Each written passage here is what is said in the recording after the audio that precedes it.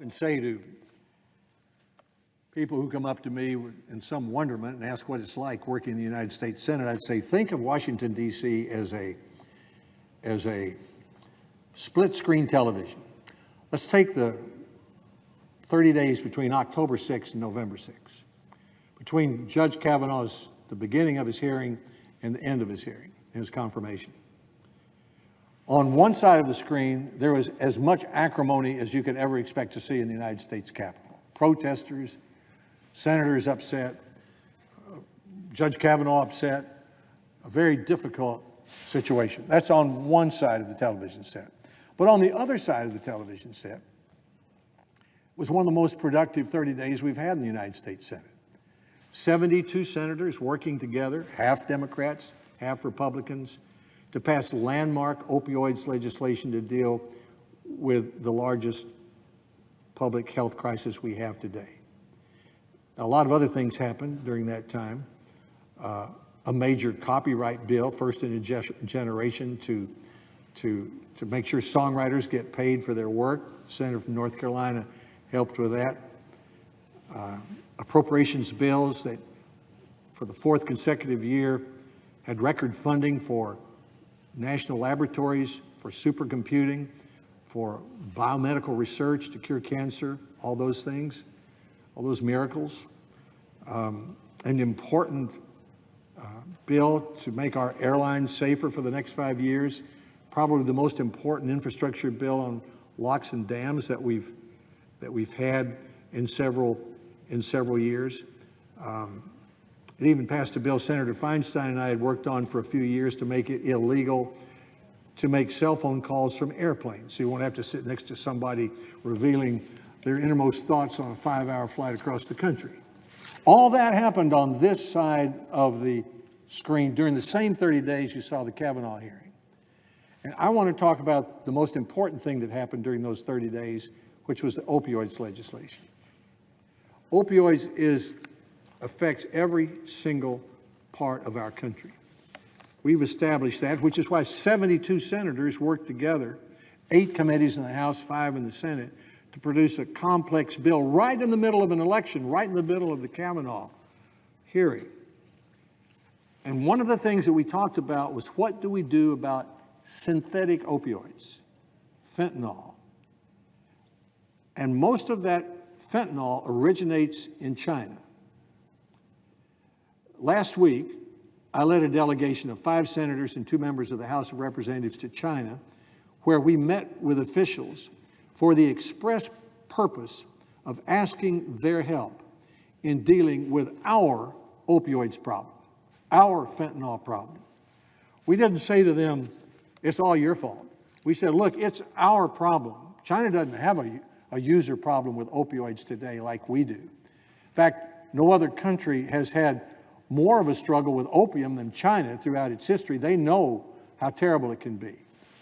But we said, we would like for you, Chinese officials, to help us by doing more of what you're already doing, by doing what we have done about fentanyl, by controlling every form of it, listing every form of fentanyl as a controlled substance, so that our Department of Justice and our Drug Enforcement Agency can go after the people who are using it illegally.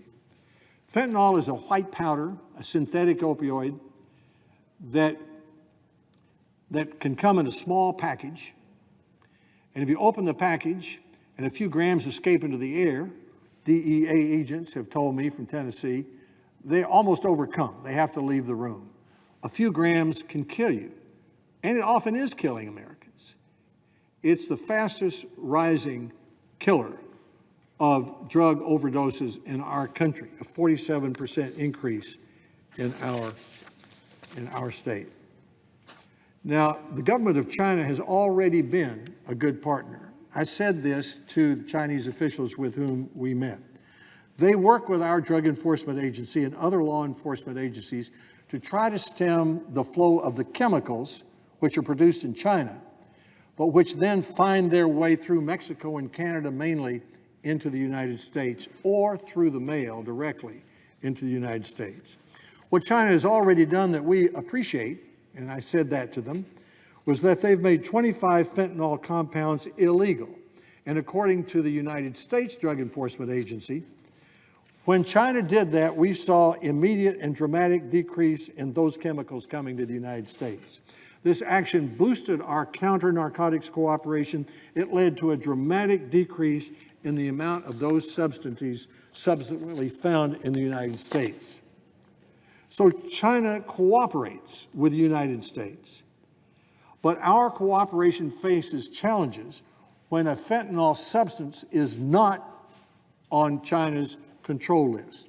So the request that I made at each of our meetings was this: would you please control all fentanyl substances, make them all illegal? The Trump administration did this in the United States in 2017. We would like for China to do the same thing. That is the way to help stem the flow of fentanyl substances from China to the U.S. and other countries. I said to them, look, we're trying to do our part. We just passed our landmark opioid legislation. It included Senator Portman's STOP Act, which many of us co-sponsored, which would make it easier for us to stop fentanyl through the mail. We're doing everything we can think of to do. But when you do not control all fentanyl substances, what happens in China is the 25 you have controlled, some smart entrepreneur in China will figure out a different class of fentanyl and begin to sell it and mail it, and it comes to the United States through Mexico and Canada, and the drug agencies in China aren't really empowered to deal with it. To be clear, this is not a problem that the Chinese government has caused, but this is a problem that the Chinese government can help us solve. This is not a pointing of the finger at China and say, you're doing the wrong thing. In fact, they're doing the right thing by cooperating with us and classifying 25 fentanyl substances. We want them to do more of what they're already doing. They can be seen as the world leader in dealing with this dangerous synthetic opioid because most of the chemicals are produced in that country. On the trip with me were a very senior delegation, the chairman of the House Appropriations and Budget Committees this year, Congressman Frelinghuysen and Black, and then Senators Shelby and Enzi and Roberts and Kennedy from this body. We worked with the United States Ambassador to China, Terry Branstad. He's an exceptionally able representative of our country. He's the longest serving governor in the United States. And 6 months ago, when I first talked to Governor Branstad about our proposed trip to China, he said, I want to ask you to do one thing. Make the fentanyl opioid crisis the primary point of your visit in China to help Chinese officials understand how important it is to us. Because we have many other issues going back and forth with China right now. The President of the United States is meeting apparently maybe next week with the President of China in Argentina. And perhaps out of that, we'll have a trade deal. We have a lot of issues with China. So fentanyl and opioids doesn't rise to the top of the list in the Chinese minds, our ambassador was saying. And one reason it doesn't is because China doesn't have a problem, much of a problem, with people using illegal opioids. Certainly it has nothing like what we do. We know, and we heard, and we sat on this floor, and we all voted for the opioids bill because we know what's happening in our country, that overdoses involving opioids killed more than 42,000 people in this country in 2016. And roughly 45% of those were due to synthetic opioids like fentanyl, the kind we're asking China to help us with. In my home county of Blount County in East Tennessee, there are 130,000 people. Last year, there were 130,000 opioid prescriptions, one for every person. Well, the legislation we passed will help reduce the number of prescriptions. That's one way to deal with the problem. But another way is to stop the fentanyl from coming into our country. Our new law helps address the opioid crisis by the STOP Act. That's the fentanyl bill. It supports research to find new non-addictive painkillers. It helps reduce the supply of opioids. by empowering the FDA to require manufacturers to sell opioid pills only in so-called blister packs. It provides more opportunities for treatment and recovery. It helps babies born in opioid withdrawal. We appropriated during this past year in our appropriations bills $8.5 billion to deal with opioids, but still we have our problem with fentanyl that the Chinese can help us solve. Several of the Chinese officials reacted with surprise, and some not too well, when I told them that most of the fentanyl that comes into our country originates in one way or another in China. The reason for that is not because they're not helping us, it's because of the ingenuity of Chinese entrepreneurs who, as soon as China lists a fentanyl substance as controlled, they create another kind of fentanyl substance and keep selling it. The Chinese officials were generous and respectful of our time. They listened, promised to consider our request. We met with Li Keqiang, the premier, Zhao Kezi, state counselor and public security minister, under whom directly the narcotics agents are, Yang Jieqi, the Politburo member and Communist Party foreign affairs director. They understand how serious this is for us, and they know that it hurts because they've had a long history with opioids, which they've dealt with. I appreciate the fact that they've said they're willing to explore this. I intend to report our visit to President Trump and urge him to continue to ask China to help us. We also met with ambassadors of other countries who are affected, such as Mexico and China, and other countries whom Ambassador Branstad invited to the U.S. Embassy for a meeting. They agreed to form a working group to try to help make clear to the Chinese that we weren't pointing the finger at them, saying it's your problem. We're just saying the only finger we'd like to point is to say you can do more than anybody else to help solve the problem. So I want to thank Ambassador Branstad, Terry Branstad, for setting up the relationships we had with the ministers in China to help deliver the message that opioids is our biggest public health epidemic and that the fentanyl flow into the United States is the most severe part of that.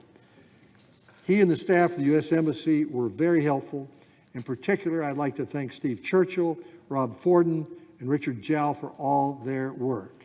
And I want to thank again some of the Chinese officials with whom we met. Premier Li Keqiang, Minister Zhao Kezi, and Director Yang Jieqi for the time they spent with us and the commitment they made to continue to work with us on this public health epidemic.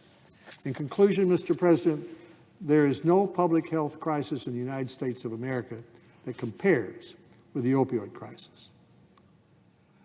The most severe part of that crisis right now is the flow of fentanyl coming into the United States. What we respectfully ask China to do is more of what they're already doing. They're already controlling 25 different classes of fentanyl. We want them to control all of those classes of fentanyl. That frees their narcotics agents, and they're pretty good, from going after anyone in China who uses or produces fentanyl illegally or improperly. We saw the difference that made when China controlled 25 of the fentanyl substances. We look forward to the difference it will make when it controls the rest. So my hope is that the President of the United States and the President of China discuss this when they see each other next week in Argentina. Hope the President will thank President Xi for what they've already done and ask him to do more. It's not China's problem, it's really our problem. We're the ones with the opioids problem. But China can help us solve it by doing what we've already done about fentanyl in this country and doing more of what they've already done.